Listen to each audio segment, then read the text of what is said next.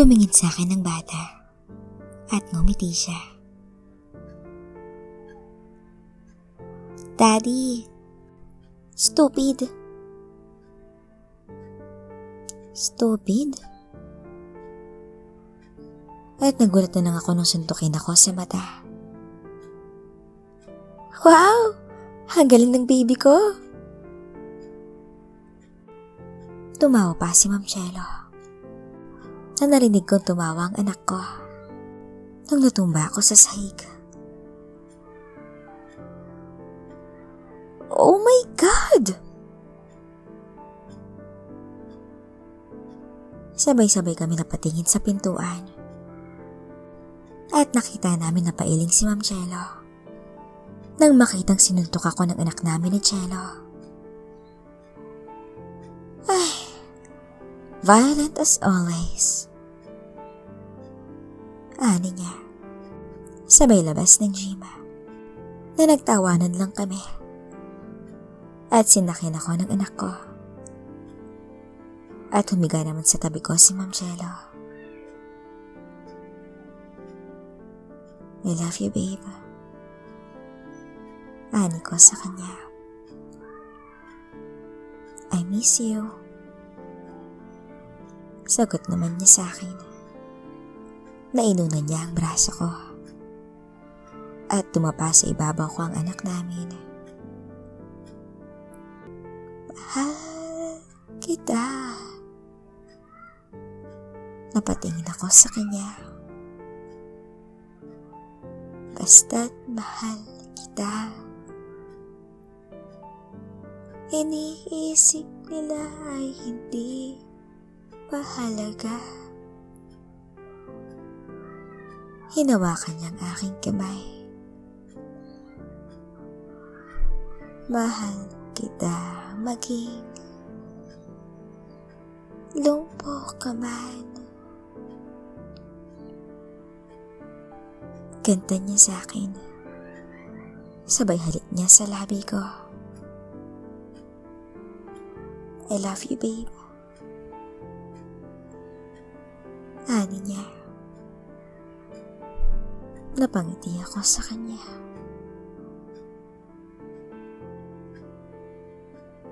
Teka. Sabi ko sa kanya. Nang umiti naman siyang nakatingin sa akin. Kinantahan mo ako? Ibig sabihin ba? Oo. Inaamin ko na in love na ako sa'yo.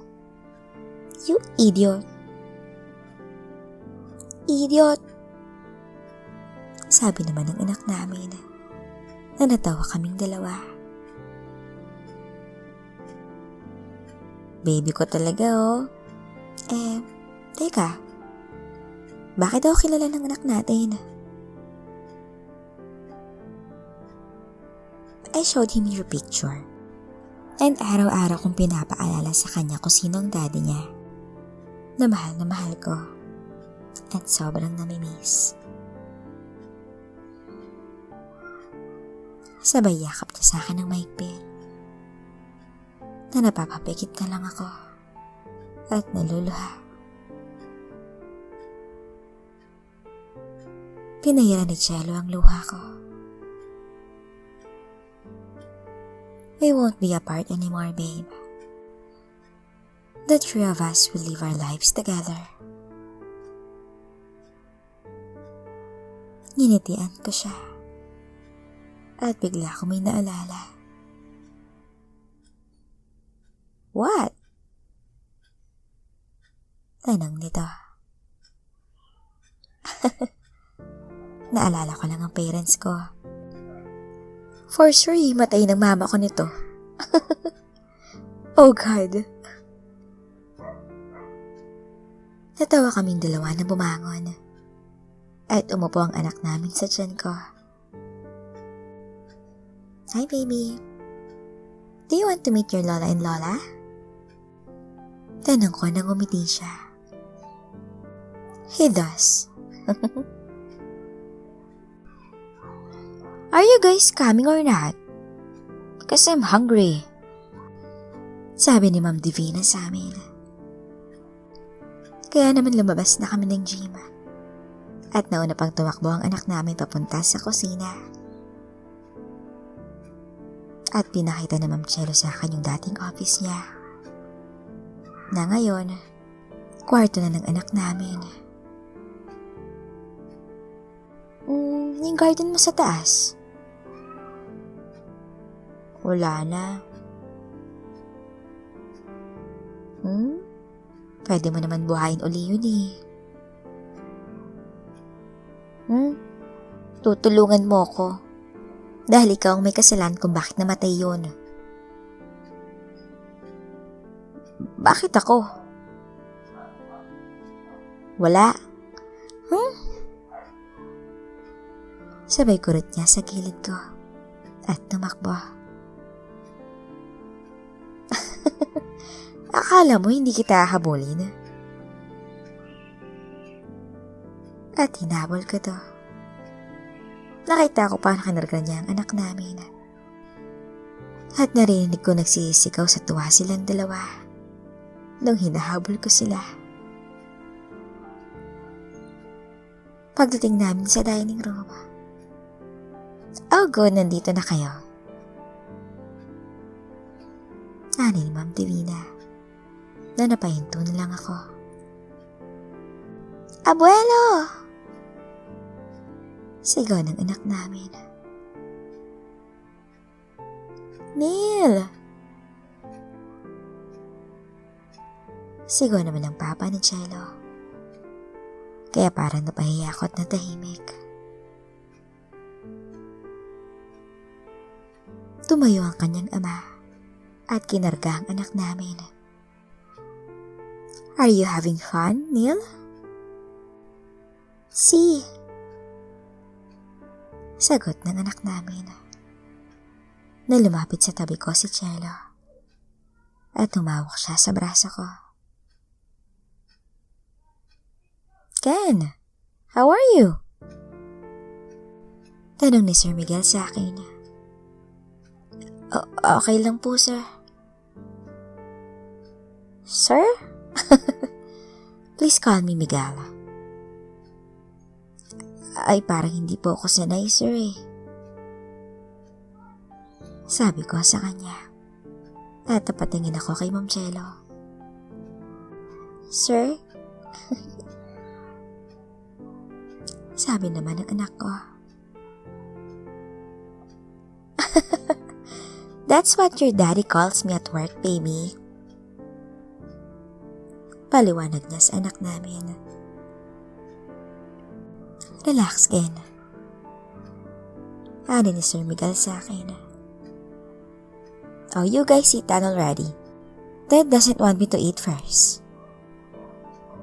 "Divina?"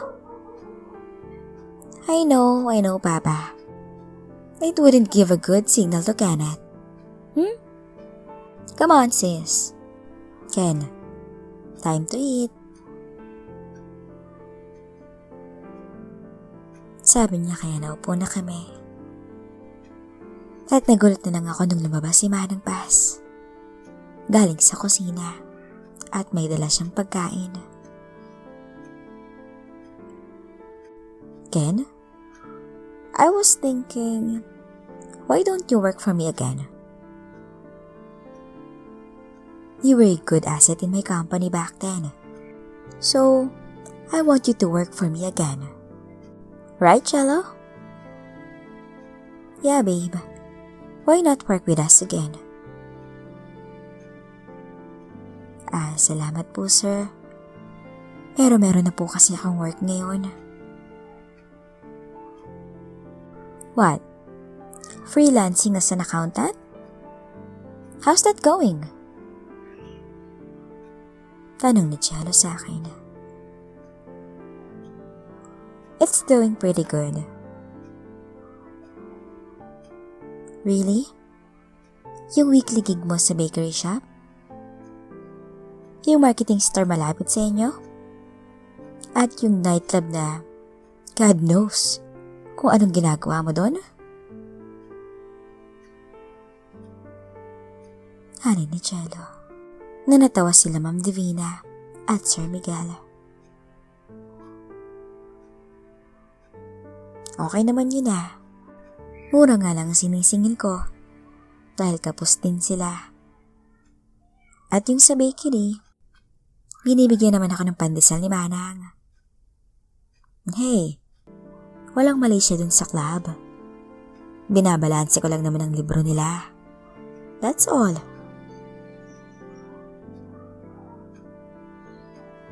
Sagot ko na natawa lang si Jello.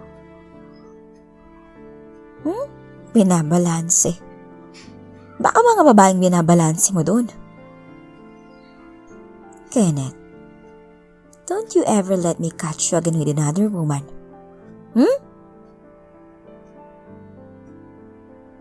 Banta niya sa akin. Na natawa lang kaming lahat. Don't worry about her, Ken. She is not as violent as before. Ani ni Ma'am Divina. Hey sis, want to spend some time with me again in the gym? Papa! Sigaw ni Ma'am Divina sa papa nila. Na umiling-iling na lang si Sir Miguel at napa-facepalm na lang siya. Kahit mayaman sila, hindi pala sila malayo sa pamilya ko. Kaya natuwa ako nang makita ko silang ganito. At nang matapos na kami kumain, naupo kaming lahat sa sala. Habang nakatingin sa anak namin na naglalaro ng laruan niya sa sahig. Kenneth, don't put that in your mouth. Mama. Don't mama me. Balik niya sa anak namin na napangiti lang ako. Oh guys, I'm about to leave. Late na rin kasi. Sabi ni Sir Miguel. Na tumayo siya at kinarga si Nila. Ang bigat na ng baby namin ah.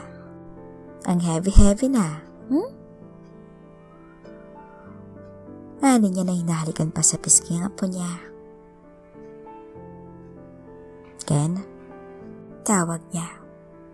Na hindi ko alam kung ang anak ko ba o ako ang tinatawag niya. At nakita ko tong parap sa akin. Yes po, sir. Come to my office next week. Sir, ano po kasi? That's not a request, son. Napangiti ako nung tinawag niya akong anak. Yes, sir. At ngumitito at binaba ang anak ko. Okay, I have to go. I have so many paperworks tomorrow. Kinuha niya ang jacket niya sa coat rack. Oh, I'm going as well. Ani ni Ma'am Divina. Bye, baby. Tita will take you out shopping tomorrow. Okay? No. No more shopping. You have bought him enough already. Well, you can't stop me from doing that. Right, baby? Nice. Buy something educational. What is wrong with video games? He is 2 years old. Are you going to put that on my son's head? Jello! Sabi ng papa niya. Oops, sorry. Nagulat ako. Napatingin ako kay Ma'am Jello na nagtaka siya sa akin. What? Wala. Anyway, sis, you need to lighten up, okay? I love my nephew. So relax. Ani ni Ma'am Divina sa kanya. Wait for me, Daddy. Ani niya kay Sir Miguel na nasa pintuan na. Hinatid namin sila sa elevator. Saka kami bumalik sa loob. Kinuha naman na ni Manang pa si Nila dahil papaliguan niya to bago matulog. Ako nang bahala, Yaya. Magpahinga ka na lang sa kwarto mo. Kenneth, follow me. At pumunta kami sa banyo. Hinanda ko yung bathtub. Okay na.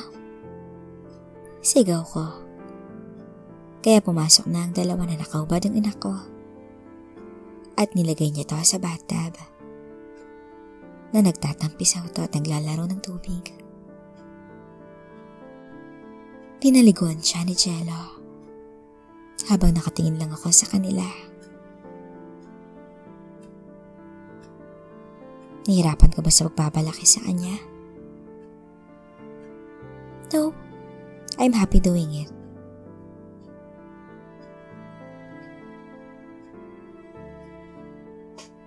Nakita ko na hindi nawala ang ngiti sa kanyang mukha. I'm sorry. Nalumangon to sa akin. Stop saying sorry already. At kinarga niya na ang anak namin pagkatapos niya itong paliguan. Habang hinanda ko naman ang tuwalya at pinunasan niya to. Matapos niya itong bihisan, binigyan niya to ng bote ng gatas at tinabihan namin siya sa kama. I love you, baby. Hinalikan siya ni Jello nang nakatulog na siya.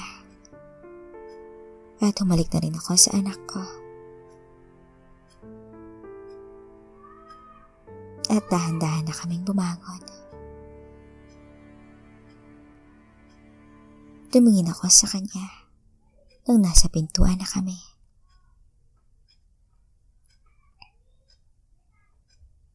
Pinatay ni Jello ang ilaw ng kwarto at lumiwanag ng nightlight sa gilid ng kama at iniwan niyang bukas ang pinto. Ang pogi ng anak ko. Sabi ko na yumakap sa akin si Ma'am Jello. Mana kasi sa ina. Akala ko mana sa akin.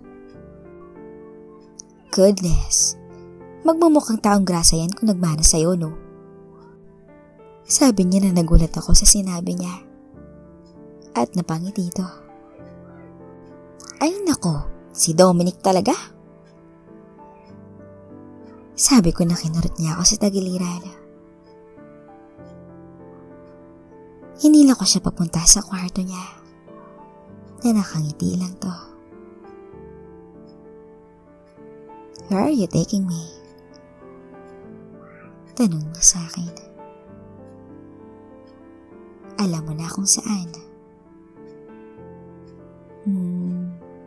In my bedroom? Pili ang tanong niya sa akin. Yeah. At yumakap naman to at sinabing, you have to carry me then. Kaya binuhat ko siya. Kahit na mahirapan pa ako maglakad papunta sa kwarto niya. Nakatingin lang sa akin si Jello habang papunta kami sa kwarto niya. At pagpasok namin sa loob, siya na mismo nagsara ng pinto. At hiniga ko siya sa kama niya. At tumabi sa kanya. Nagkatinginan kaming dalawa. I miss you. Sabay halik ko sa labi niya. At napaluha ako. What's wrong? Tanong niya habang pinapahiran niya ang luha ko. Matagal ko na kasing pinapangarap ang pagkakataong to na makasama kang muli. Hinawakan niya ako sa pisngi at hinalikan ako sa labi. Ako din. At naluha na rin siya. I miss you too, Ken.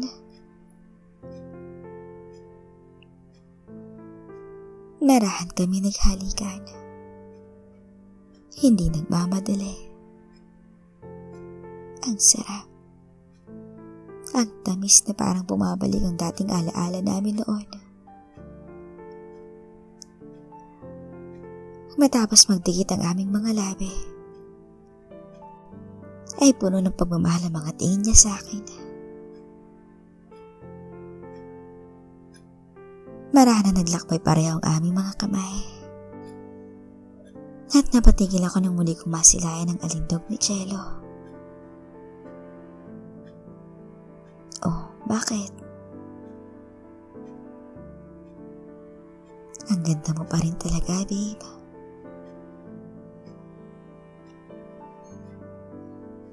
Ngumiti siya at nila ako papalapit sa kanya. Ito ang matagal ko nang inaasam. Ang makasama ulit si Cello sa mainit na tagpo. Matagal na akong hindi nakakaranas ng pagpapaligaya. Simula nung nangyari yun, 3 taon nang nakalipas. Umiwas na ako sa relasyon. Hindi dahil sa pangit ako o wala nang babaeng magkakagusto sa akin. Pero pinili ko lang talaga mapag-isa. Dahil sa posibilidad na kakabalikan ako ni Cello o muling maging kami. Kaya ngayon, hindi ko nasasayangin pa ang binigay sa akin na pagkakataon. Itatama ko ang lahat ng pagkukulang ko.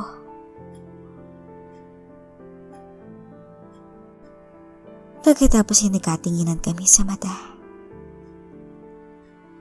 Hinawi ko ang buhok niya sa muka at hinalikan ko siya sa labi. I miss you. At hinalikan niya rin ako. I miss you too, babe. Hiniga niya ang ulo niya sa dibdib ko at naririnig niya ang bilis ng pintig ng puso ko. I miss this. Talaga? Oo. Anay niya na tinukod ang braso niya sa dibdib ko. Nang bigla siya mapatingin sa may pintuan. I closed the door, right?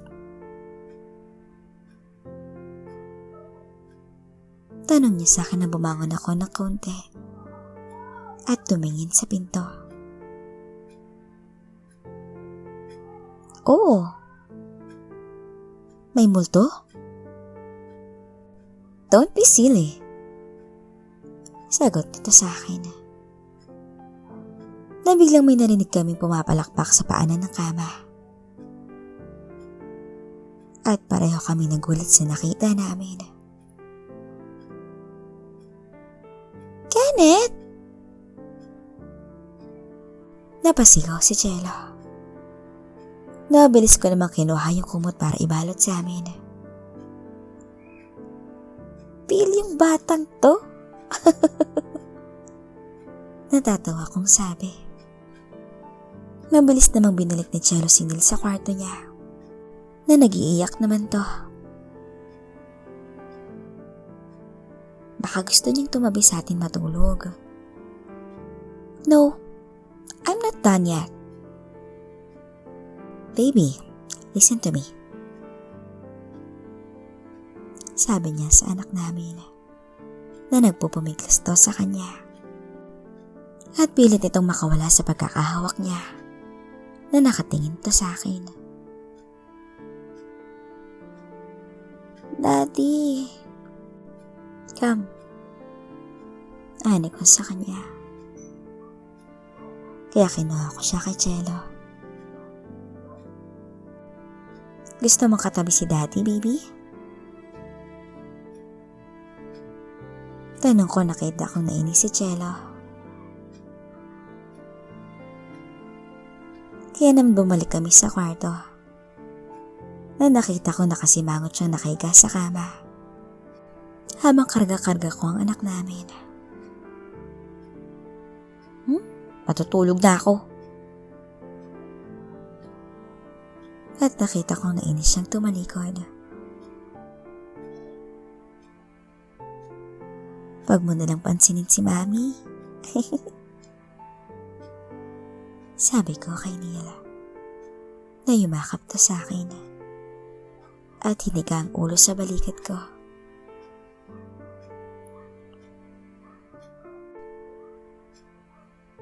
Matutulog na ako Ikaw na bahala sa kanya. Don't worry, babe. I will. Sagot ko sa kanya na nagkumot na siya. Baby, sleep na, okay? Sabi ko na gumalaw lang siya na kaunti.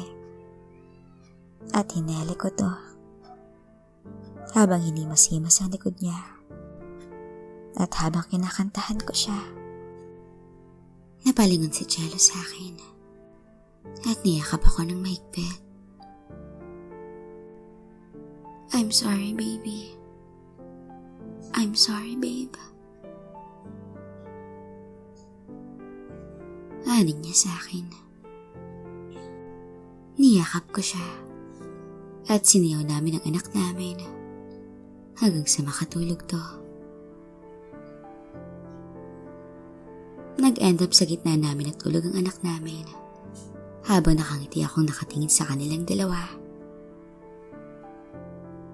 I love you. Mahinang sabi ko kay Cello. At hinalikan ko sa noo ang anak namin. I love you too. Sagot niya na umalik din siya sa noo ng anak namin. At umalik din siya sa labi ko. Kinamutan ko sila at natulog na kaming tatlo.